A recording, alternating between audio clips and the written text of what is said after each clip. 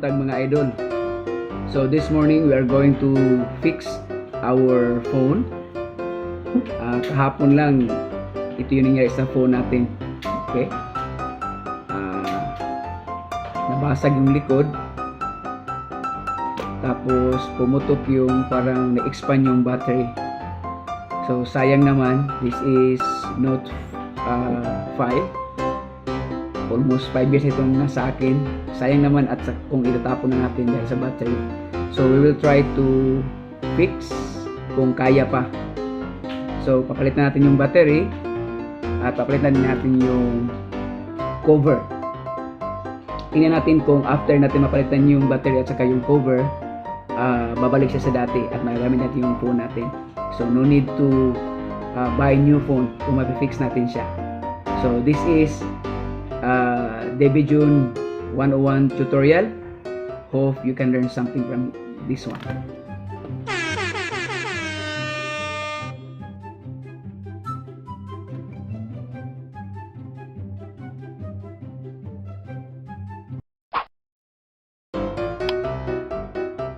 Okay, so dahil basag yung cover natin, so we need to order from online, and also we'll buy new battery. So I order from Lazada. Okay, this is it. The battery is worth 370 only. Kung pupunta ka sa mga Samsung store, it costs about 1,900 baht, but the battery is only 370. So this is, I don't know because this is Thai. This is it. This is the contact number. It says that 9 mobile. Okay, so this is the battery from Lazada. Okay, this is from Lazada. Nakuha ko this just this morning. So this is the battery. It says here original. I don't know if this is true original, but there is a contact number here. And good thing with this package is not only the battery, but also we have the tools in how to replace our battery. We have our tools free. So we have our clips like that here, and the screw. Okay, we have 3 screws, and then we have also this one, and also this one. This is also free with our battery. Plus we order cover. Okay, I did not open this one, just na-receive ko lang this morning, so we will unbox this one. So this is worth 170 baht plus 38 delivery, so it was about 208 baht. So we will open and we will look what is inside.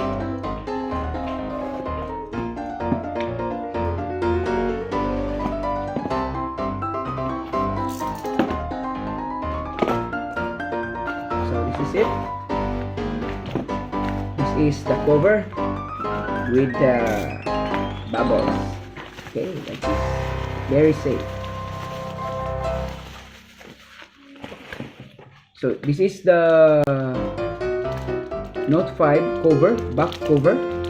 This is about 100. Okay, this is nice. This is the new cover now. This is 170 baht plus the delivery of 38 baht. It's broken. You can see it's broken. This one is new. So we will use this one after. Okay. So we will try. Okay. So this one is from, what company is this? I don't know. Okay. Sent by Kerry. This is from Accessory IT. So that's it. So we will start.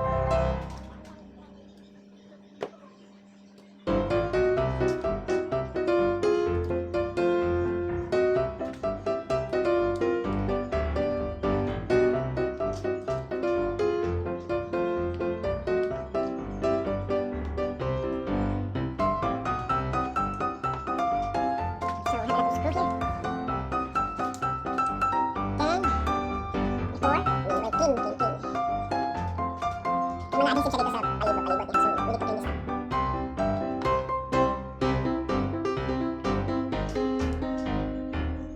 Yung bagong case natin, meron din siyang adhesive. So, we need to clean this up. Gamitin yung bagong adhesive niya. This one.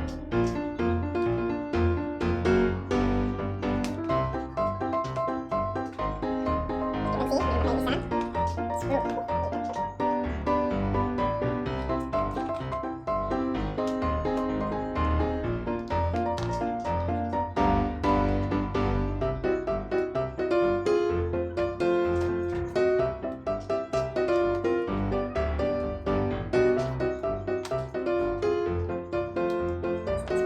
Tapos we need to clean this up. Easy.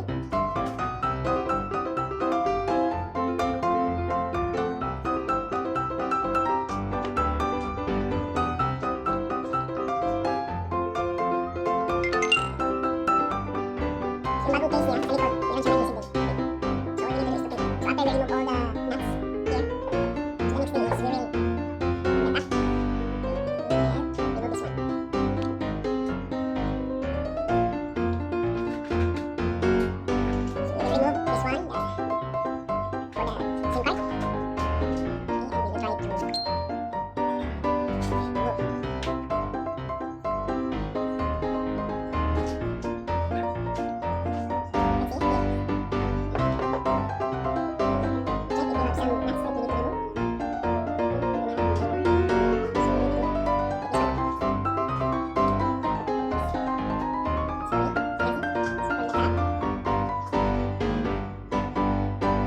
one. Remove your pen here. So, like that. So, this is now our back case. Okay, secure. Everything is okay. And this is now our battery. So, we need to remove this battery right here. Right? So, remember that this battery has adhesive at the back. So, we need to use this one to remove. Zip. And the battery needs to be removed slowly. So, there is an adhesive below. So, we need to do it slowly.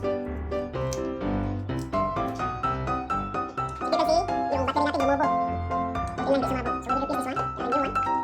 So, thank you for 9 mobile. Hopefully, this battery will be okay. We will check. Says original. Original battery.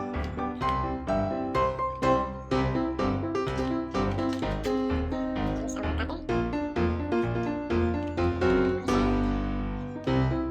This is our new battery for Samsung. So, thank you from 9 mobile. This is from 9 mobile. This is their contact number. You want to buy battery. So, we will put the battery here. Then this one, the clip. So first we need to put the clip.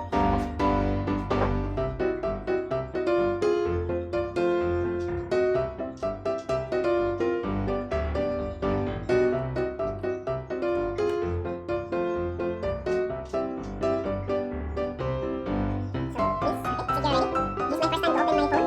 Fix it by myself. So hopefully it will work after. So the battery is okay. Ready? Here, and then you check all the connection. After that, you need to put that here. Bottom to up, slowly. Okay, that's it, done. You have a new battery now. Okay, then we will put the screws. Screws are very small. You need to have that grip. So,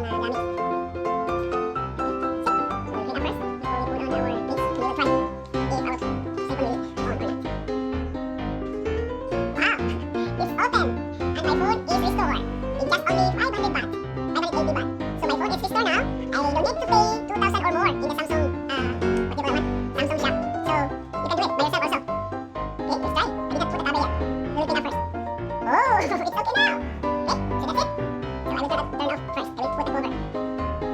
Turn off. Off.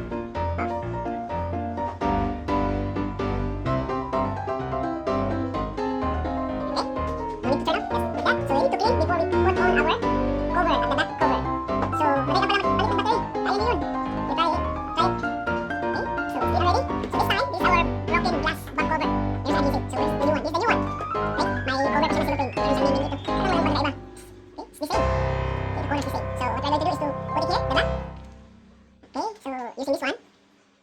Okay, adhesive like that. And then we will remove this cellophane cover at the back. Yung adhesive niya.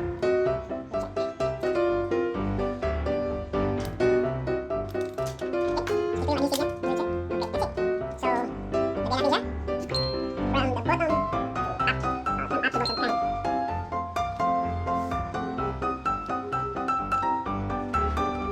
Okay, that's it.